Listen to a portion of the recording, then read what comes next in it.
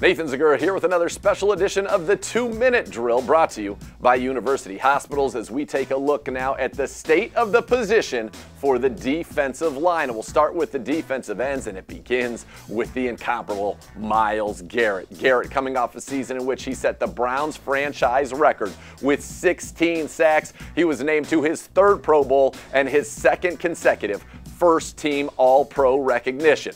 Myles is as good as it gets in the National Football League at the defensive end position, and the cornerstone who will be here with this franchise for years and years to come. He will anchor this defensive line and this pass rush. If you think about what he did last year, I gave you the big numbers, but Myles Garrett, he became the first Brown in team's history to record double-digit sacks in 4 straight seasons. He was Pro Football Focus's #1 overall graded edge defender and had the #1 pass rush grade in the entire NFL. In fact, he was a #2 overall graded defensive player regardless of position in the league at Pro Football Focus, behind only Aaron Donald. Joining him in that defensive end room, Jedevian Clowney, the former first-round pick, the #1 overall pick of the Houston Texans a few years ago, made his Browns debut, and boy, I thought it was spectacular. More than lived up to the hype. He played in 14 games for the Browns this year, racking up 9 sacks, which is the most he had since he was a Pro Bowler with the Houston Texans back in 2018. In addition to those 9 sacks, he had 11 tackles for loss and 19 quarterback hits. He's so good against the run, so disruptive at the point of attack, and really became the perfect complement to Myles Garrett. Now, Clowney, an unrestricted free agent, is somebody certainly the Browns would like to keep, and I think is probably the top priority for this organization in terms of the unrestricted free agents on this roster as we head into the 2022 offseason. So those were your top 2. Your third defensive end this year was Mckinley, a former first-round pick in his own right of the Atlanta Falcons. He came to the Browns really looking to prove himself. And while he was only able to appear in 11 games as his season was cut short due to injuries, he ruptured his Achilles in Week 15 against the Las Vegas Raiders. Mckinley brought a lot of juice and a lot of pass rush. 2.5 sacks on the season, over 20 pressures on the year as well. And when the Browns get into what they called their cheetah package with Mckinley, Myles, and Clowney on the field together, they really were able to disrupt passing attacks in the National Football League, and I thought that was a big part of what they were able to do over the second half of the season. And in fact, for Mckinley, the bad news is his injury came as he was playing his best football the week before. In the Browns' win over the Ravens, he had 8 total pressures and 1 quarterback sack.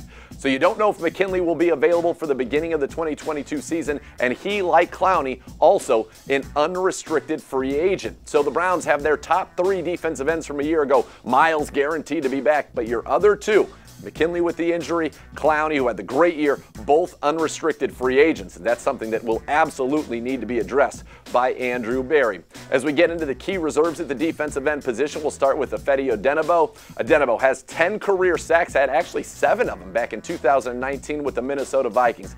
Joined the Browns this year and spent some time on the practice squad as well as the active roster. He appeared in 9 games, played 162 snaps, did not have a sack, but he had 3 quarterback hits and 5 total pressures. Like Clowney and Mckinley, Odenigbo, who will be 28 in 2022, he will be an unrestricted free agent as well. So that means 3 of your top 4 in terms of snaps played from a year ago are unrestricted free agents in that defensive end room. Again, something you're going to have to focus on.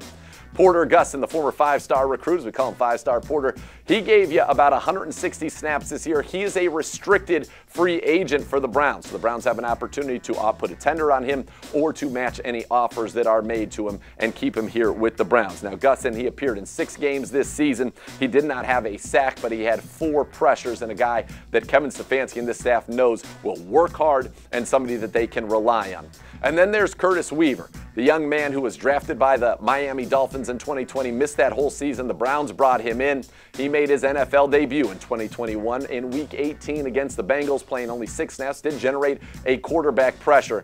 This is a guy who was very successful in college in terms of the sacks he racked up at Boise State, was the Conference Defensive Player of the Year.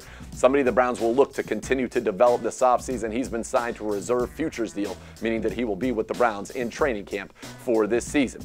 So that's where the defensive ends stand. The only guy for sure you know back, Myles Garrett, and then Curtis Weaver. Beyond that, you've got 3 unrestricted free agents and a restricted free agent. So there's going to be a lot of movement here. You're going to want to bring some guys back, but a position I'm sure the Browns will look to buttress in free agency and the draft as well. And now we go to the defensive tackle room. And again, much like the defensive end room, not a whole lot of certainty headed into 2022. The guy who played the most snaps for you in that room, Malik Jackson, the 10-year veteran that Joe Woods helped bring in after they teamed up in Denver to win a Super Bowl a few years ago. Jackson came in, and that veteran, incredible fashion sense, incredible leadership. It was just a great guy to have around, and you saw him battling through this 10th season in the league. And he still had a productive year, but he will be an unrestricted free agent and turns 32 during the 2022 season. Jackson would rack up a half sack and 26 total pressures on the season, his pressures 3rd most on the team. Now, Joe Woods, he knows him well and likes him well. It'll be a question of, does Jackson fit coming back and how much does he have left in the tank? But certainly, he was a pleasure to have on this team. And the other starter for the Browns at defensive tackle this year was Malik Mcdowell. An unbelievable story. Former 2nd-round pick of the Seahawks in 2017, never played a snap in the NFL due to off-field issues until this season. The Browns brought him in, they gave him a chance, and they found a starter at the defensive tackle position. McDowell this year, 3 sacks for the Cleveland Browns. That was 3rd most on this football team. As the season went on, he would rack up 24 pressures, 5th most on the team. He'd play in 15 games, 645 snaps, 2nd most among defensive tackles. And if you thought it was a movie, maybe it kind of was. His first ever snap in the NFL after all those years, a tackle for a loss against the Kansas City Chiefs. And now Malik Mcdowell brought a lot to this football team, and it looked to be, as I said, a Hollywood story. Unfortunately, an off-the-field incident in Florida this year has not only his Browns future, but his NFL future in jeopardy. As it stands now, McDowell is an exclusive rights free agent for the Browns, meaning if they tender him 1 year at the league minimum, they retain his rights for the 2022 season. We'll just have to see how all of these off-field issues resolve themselves and see if McDowell fits in the Browns' plans. So both starters from a year ago, question marks. One an unrestricted free agent, the other an exclusive rights free agent with his NFL career right now in the balance. So who do we have going forward behind those two?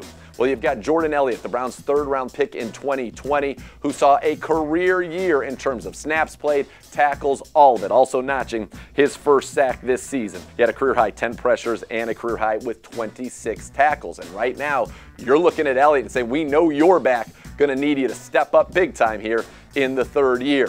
Joining Elliott, you also have Tommy Togi, the Browns' 4th-round pick in 2021 out of the Ohio State University. And Togi, known for his strength, put up 40 reps at 225 pounds at the Combine in 2021, the most of any player in attendance. Finally made his NFL debut against the New England Patriots. And Togi in the season would appear in 6 games, playing 125 snaps. He'd generate 2 pressures, a half a sack, and notch 16 tackles. He, again, a guy that the Browns are going to have to count on here, given some of the uncertainty in that room. And then that brings us to the veteran, Sheldon Day. 6 years in this league, a guy who's been with 4 NFL teams and been productive every single place he's been. And this year was no different with the Cleveland Browns. Now, he'd spent some of the time on the practice squad, but also was active. And ultimately, at Pro Football Focus, he was the highest graded defensive tackle on the Browns roster this season. He'd appear in 7 games, playing 233 snaps, even got 1 start this season against the Green Bay Packers on Christmas Day. For the year, he registered 1 sack, 21 tackles, and 11 quarterback pressures. He's now appeared in 67 career games with 3 starts and 7 sacks. But Sheldon Day, also an unrestricted free agent. So when you think about this and what it means for the Browns right now, you have question marks in your defensive end room. As I said, 3 of the guys who played the 4th most snaps for you at that position, unrestricted free agents, including Clowney.